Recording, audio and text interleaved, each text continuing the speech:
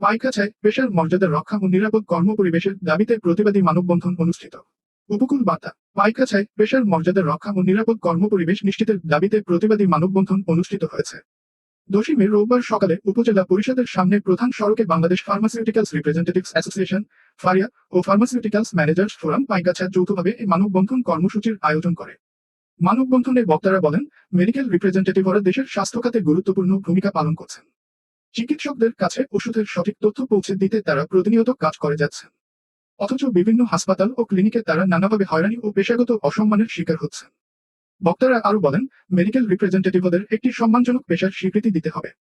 পাশাপাশি হাসপাতাল ও ক্লিনিকগুলোতে নির্বিঘ্নে কাজ করার পরিবেশ নিশ্চিত এবং চিকিৎসকদের সঙ্গে সাক্ষাতের ক্ষেত্রে অযথা প্রতিবন্ধকতা দূর করার দাবি জানান তারা। মানববন্ধনে বক্তারা হুঁশিয়ারি দিয়ে বলেন, দ্রুত সময়ের মধ্যে তাদের দাবি বাস্তবায়ন না হলে ভবিষ্যতে আরও কঠোর কর্মসূচি ঘোষণা করা হবে। আব্দুর রাজ্জাকের সঞ্চালনায় ফারিয়া ও ম্যানেজার্স ফোরামের স্থানীয় নেতৃবৃন্দ সহ বিভিন্ন ওষুধ কোম্পানির প্রতিনিধিরা ব্যানার ও দাবি সম্বলিত বিভিন্ন পোস্টার ও প্লেকার্ড নিয়ে মানববন্ধনে অংশগ্রহণ করেন।